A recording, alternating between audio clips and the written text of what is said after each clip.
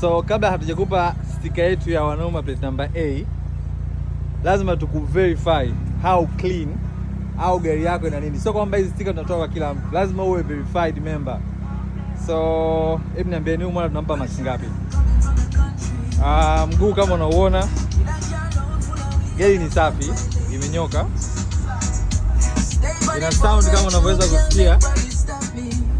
So huyu kwa sababu tumemverify how clean it is, tunampa sticker. So hatutoi tu sticker bure bro, tuna make sure kwamba you have a clean sheet ya wanaume plate number A, na lazima gari yako iwe safi. So as normal tunasisitiza usafi, ubora na kupenda magari yetu.